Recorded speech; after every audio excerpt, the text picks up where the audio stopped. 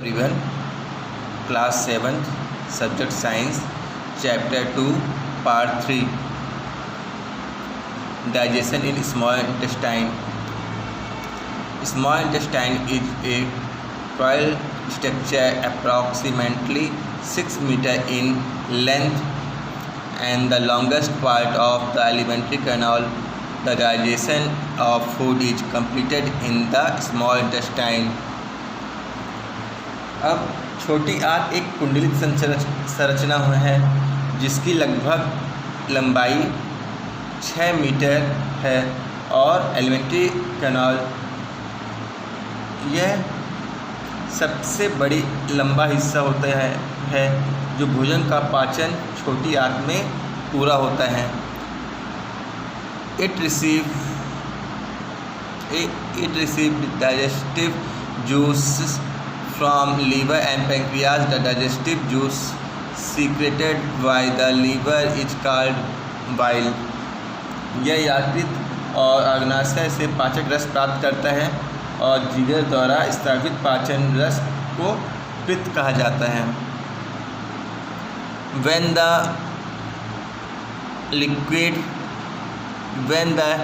liquefied chyme enters small intestine, bile, pancreatic enzymes and other digestive enzymes secreted by small intestine itself break down carbohydrates into simple sugars such as glucose, proteins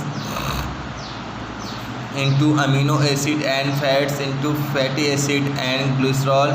The inner wall of the small intestine are lined with thousands of small finger-like projections called singular villi.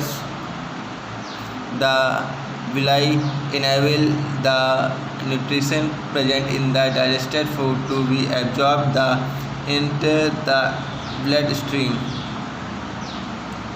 अब यह क्या होती है? यह एक तरल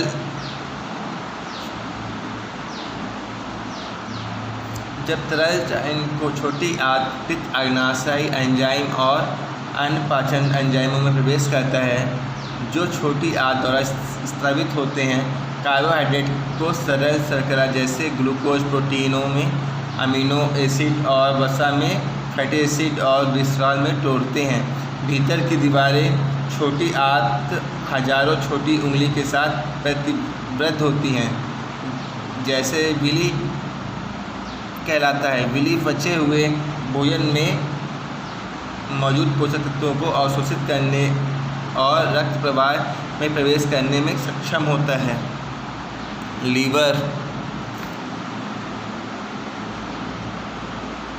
liver is the largest gland in the body. It is reddish brown chocolate in colors and lies just below the diaphragm on the right side. Liver is about 2 kilograms in weight. Its cell make bile juice which is stored in gallbladder. When food from stomach enters small intestine, bile is released in it which aid in the digestion of fat. Liver शरीर का सबसे बड़ी ग्रंथि होती है। यह भूरे रंग चॉकलेट में लाल रंग का होता है और दाई और डायफ्राम के ठीक नीचे होता है। लीवर का वजन लगभग 2 किलोग्राम होता है। इसकी कोशिकाएं पित्त रस बनाती हैं जो पित्ताशय में जमा होती हैं। जब पेट में भोजन छोटी आंत में प्रवेश करता है तो उसमें पित्त निकलता है जो वसा के पाचन में सहायक होता है। Pancreas is a pink color leaf-like gland. It makes about 2 liters pancreatic juice each day. Its enzyme complete the digestion of the 3 components of food: carbohydrates, fats and proteins. गुलाबी रंग की पत्ती जैसी ग्रंथि में अग्नाशय होता है यह प्रत्येक दिन लगभग 2 लीटर अग्नाशय का रस बनता है। इसके एंजाइम भोजन के सभी 3 घटक अर्थात कार्बोहाइड्रेट, वसा और प्रोटीन के पाचन को पूरा करते हैं।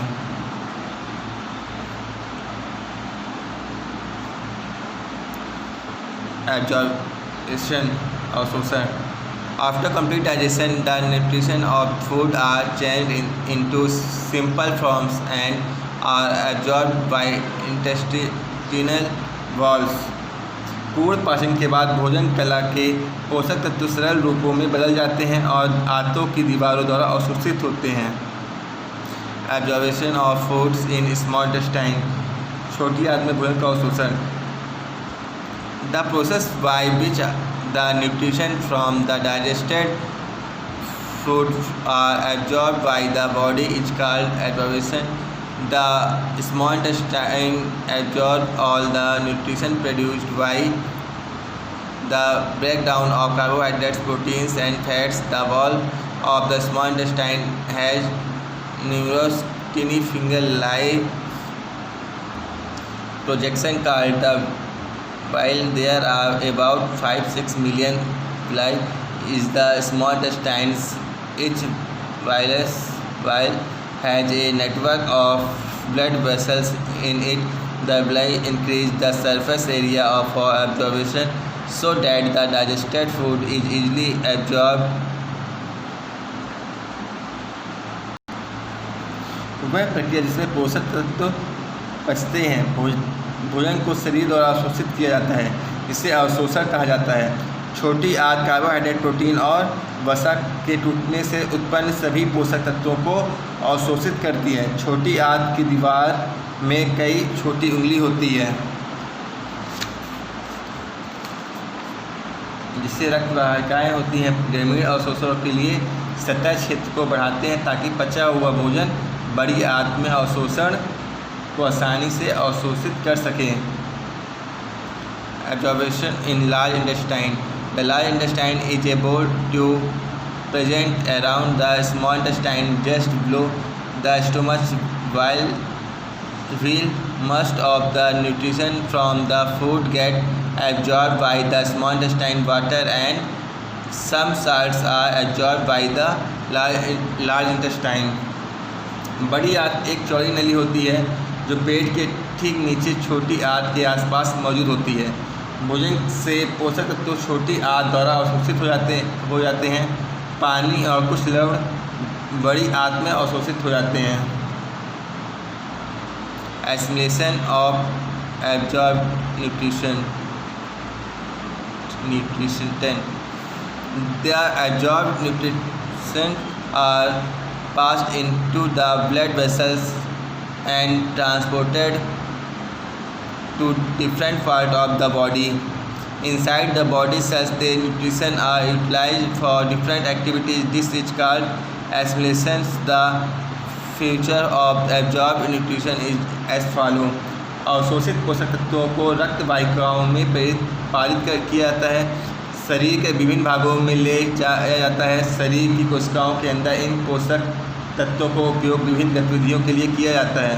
इसे आत्मसात कहा जाता है।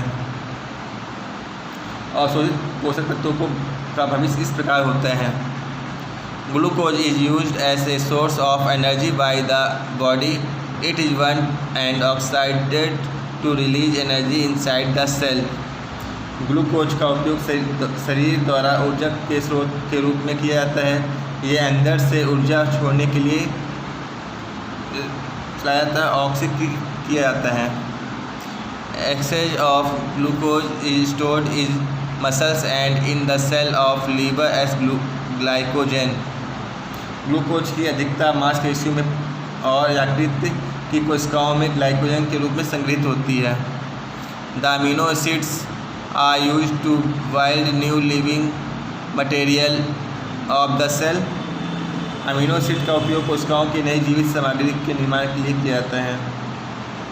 Fats are stored in the fatty tissue in various part of the body. वसा को शरीर के विभिन्न हिस्सों में वसा युक्त ऊतकों में संग्रहित किया जाता है. Digestion of undigested food. The semi-solid undigested food is pushed out of the anus. This is called digestion or defecation. The undigested from food residues that enter the rectum from large intestine is called the feces. अर्धस्वामी अर्धनिष्ठ भोजन को गुदा से बाहर धकेल दिया जाता है। इसे एस्ट्रोजन या शौच कहा जाता है। बड़ी आंत से मलाशय में प्रवेश करने वाले अपचित भोजन अवशेषों को फेसियल कहा जाता है। Digestion of food in ruminant grass eating animal like cow, buffalo, goat, sheep, deer, etc. are called ruminants because a part of their stomach rumen is spliced to store half-chewed food. The stomach is rumenant has 4 chambers: rumen reticulum, rumen reticulum, omasum and abomasum. Rumen is the largest chamber for storage of food. घास खाने वाले जानवर जैसे गाय, भैंस, बकरी, भेड़, हिरन आदि को जुगाली करने वाले कहा जाता है क्योंकि उनके पेट का एक हिस्सा रोमन होता है। आधे चबाने वाले भोजन को स्टोर करने के लिए विशेष होते हैं।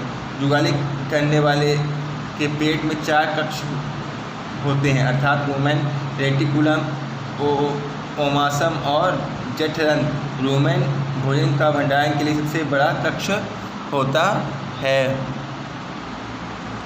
रूमेंटेड quickly swallow partially of half-chewed food. The saliva mixed half-chewed from food is stored in the rumen. Here food is partially digested by the action of saliva. Some bacteria helps in the digestion of cellulose. This partially digested food is called cud. When ruminants sit and relax, the cud from reticulum comes back into the mouth cavity in small lumps and is swept again. This is called chewing the cud or rumination. Completely chewed food directly reached to omasum, where water from the food is absorbed. The food is then pushed into abdomen, which is the true stomach. जुगाली करने वाले जल्दी से आंशिक रूप से या आधा चबाया हुआ भोजन निगल लेते हैं। लाल मिला हुआ आधा चबाया हुआ भोजन रूमेन में मिलाया जाता है। यह लाल की क्रिया से भोजन आंशिक रूप से पचता है। कुछ बैक्टीरिया सेलुलोज की पालन में मदद करते हैं। आंशिक रूप से पचने वाले इस भोजन को कूट कहा जाता है। जब जुगाली करने वाले बैठते हैं और आराम करते हैं तो रेटिकुलम में कुटी वापस मुंह में आ जाती है। इससे छोटी गांठ फिर से चबाया करती हैं। इसे जुगाली या आवाज़ चबाना कहा जाता है। पूरी तरह से चबाया हुआ भोजन सीधे ओसम पहुँचता है जहाँ भोजन से पानी अवशोषित होता है और भोजन को तब तक पेट में धकेल दिया जाता है जो सही होता है। Digestion of cellulose. Plant food enrich in cellulose in ruminant cellulose indigested in a special sac present at the junction of small and large intestine. It is called cecum. It harbors cellulose digesting bacteria. Cellulose का पाचन पादप भोजन cellulose में सम्मिलित होता है। जुगाली करने वाले लेब सेलुलोज में जैक्सन जैसे इमले और बड़ी आंत में मौजूद एक विशेष थैली में पचाया जाता है। इसे कैकुम कहा जाता है। यह सेलुलोज को पाचन वाले बैक्टीरिया को हानि पहुंचाता है। Thank you, have a nice day.